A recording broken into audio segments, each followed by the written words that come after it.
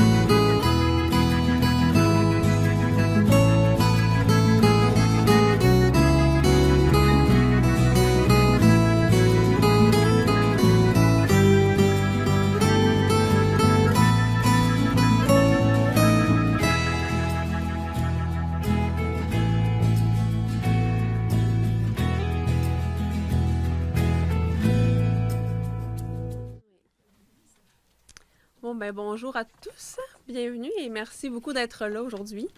Je remercie aussi M.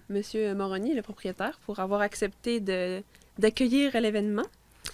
Alors, aujourd'hui, c'est la fin d'un long processus qui a commencé il y a plus de 10 ans pour moi, quand j'ai commencé à écrire cette petite histoire de fantastique qui a commencé dans des cahiers Canada et sur des feuilles lignées à l'époque, et que j'avais l'ambition d'en faire un livre. À l'époque, c'était loin d'être bon ou bien écrit, très loin de ça. Mais au fil des années, peu à peu, le monde, puis les royaumes, les personnages, tout, dans le fond, le contenu du livre a vraiment plus gagné en profondeur, a pris forme et tout ça. Donc, c'est ça. Puis, dans le fond, du début du secondaire à la fin de l'université, c'est tout ce temps-là que ça a pris pour faire ces trois petites choses. Donc, au fil de ces années-là, il y a aussi ma plume qui a évolué puis qui a comme plus pris de l'assurance, heureusement, parce que vous ne voudriez pas lire les toutes premières versions. Ça a fait saigner les yeux. Donc, L'Héritier, Le Rebelle et Le Roi, qui sont sortis en 2015, 2017, puis aujourd'hui, 2019. C'est les résultats de cette longue progression. Et je pourrais pas être plus fière. Parce que chacun de ces livres, c'est un rêve devenu réalité. Parce que c'est ça, mon rêve, c'était d'écrire des livres, puis là, j'en ai écrit. Fait que c'est ça.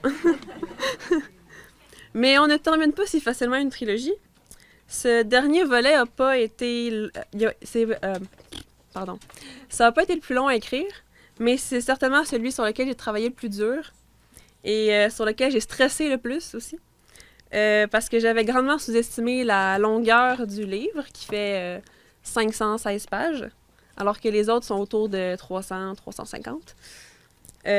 Donc, j'ai sous-estimé la longueur de l'histoire, puis aussi le temps qu'il me faudrait pour la construire, et aussi trouver la fin, parce que c'est bien beau commencer une trilogie, il faut aussi la finir.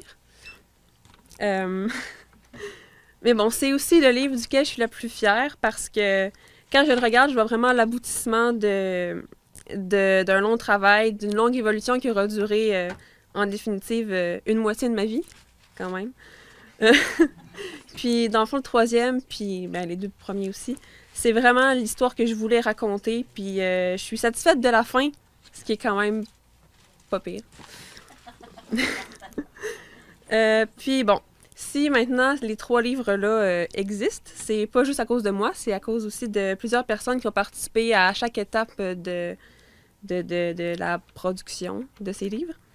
Donc, en commençant au tout début, j'aimerais remercier ma sœur Clémence, qui est pas là, mais bon, qui a été la première à lire l'histoire à l'époque des Cahiers Canada et des Feuilles lignées.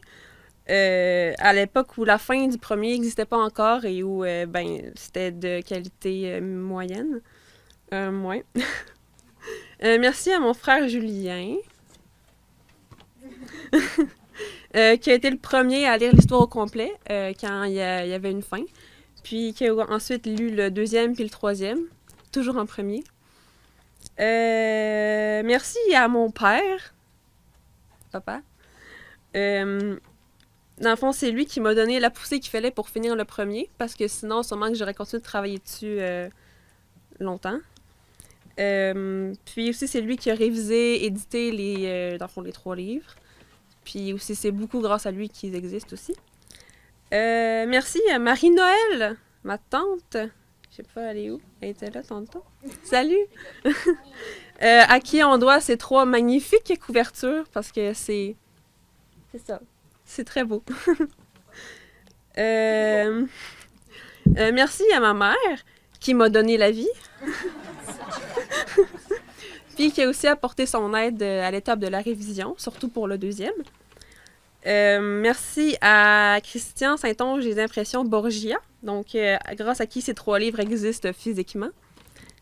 Merci aux médias, aux bibliothèques, à la librairie, dans le fond, à tous ceux qui ont diffusé la bonne nouvelle et qui ont fait grandir le nombre de lecteurs.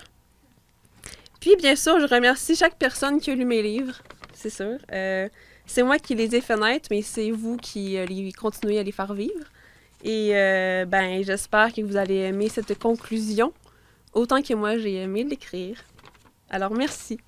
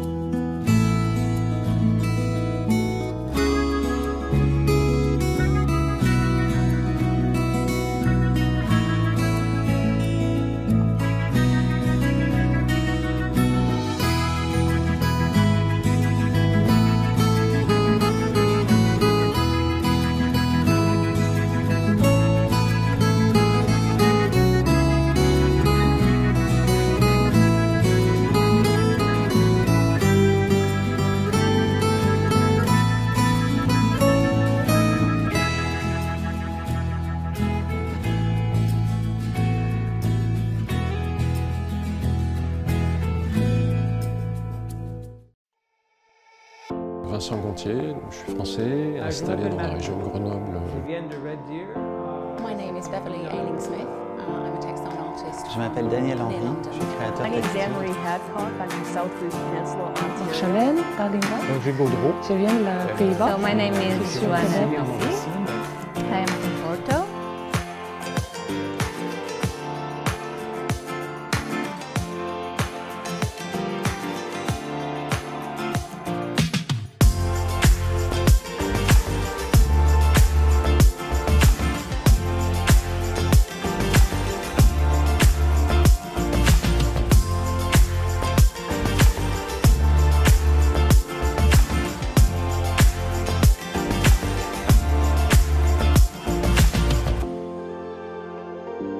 Je m'appelle Annick Péloquin. Moi, c'est Gabrielle Gabrielle.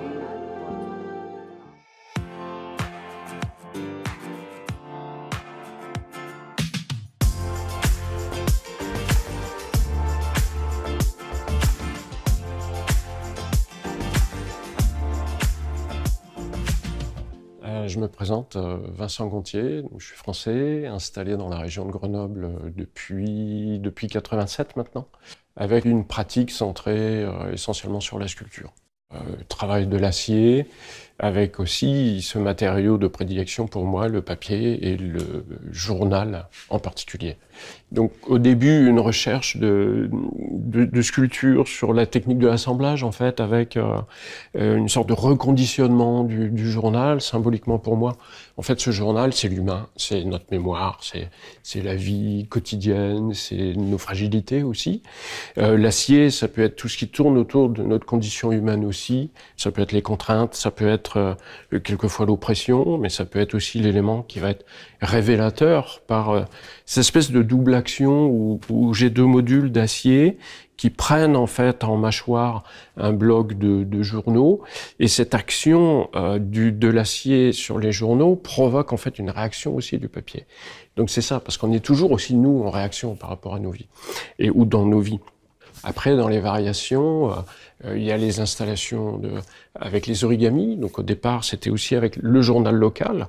Et puis j'ai basculé sur l'utilisation du journal Le Monde, parce que là, symboliquement, je trouve que c'est intéressant d'avoir comme support, en fait, la grande histoire, toute l'activité humaine, en fait, dans ses bouleversements, dans ses contradictions, voilà. Les synapses, donc, qui sont l'une des dernières recherches en fait que j'ai développées. Le principe en fait, c'est d'assembler 2, 3, 4 pages en fait de journaux que je vais rouler très serré. C'est un peu comme un composite. Moi, ce qui m'intéresse, c'est cette dynamique en fait un peu mise en réseau, d'aller développer en fait dans l'espace des volumes qui viennent jouer en fait avec l'architecture. La présence de l'acier, elle y est toujours, puisque j'utilise des épingles, et en particulier des épingles de papetier, pour faire cet assemblage. Donc il est quasiment pas visible, mais techniquement très très présent. Oui. J'ai eu dans l'idée de travailler en fait le thème de la moisson, mais cette moisson au sens large, c'est-à-dire qu'il y a l'idée en fait de la migration, en faisant référence aux premiers migrants qui sont venus faire souche et puis mettre en place en fait le développement de la Nouvelle-France et puis du Québec. Ça, c'est à travers des feuilles de papier de lin sur lesquelles j'ai imprimé en fait les noms de ces premiers migrants en allant chercher les ancêtres et puis en brûlant ce texte à la loupe, à la lumière du soleil. Donc il y a un jeu de manipulation où on va chercher les documents, en fait, on va chercher des traces. Donc on est dans la mémoire, en fait. Pour rebondir sur l'idée de détour, en fait, qui est le thème de la Biennale, j'avais une sorte d'idée de sculpture suspendue, et en fait ça a complètement changé. Parce que quand on arrive dans cette abside, on a plus de 20 mètres en fait, d'espace, on a des grandes ouvertures, il y a ce grand tableau sur la nativité, et du coup, en rebondissant en fait, sur la composition du tableau, je me suis dit, tiens, l'idée d'une boule comme accumulation, comme moisson des choses, en fait, comme moisson de l'information, comme boule d'énergie aussi, et puis utiliser en fait ces bancs. Et en regardant ça de l'autre côté, j'ai vu comme des corps. Et je me suis dit, tiens, je vais faire comme des croquis dans l'espace qui font penser à des corps qui ont des positions anthropomorphes, méditatives, affligées, vautrées, concentrées. Voilà. Et qui, évidemment, sont en résonance avec cet espace-là, puisque et des espaces comme celui-ci, Dieu sait s'il y en a aussi au Québec.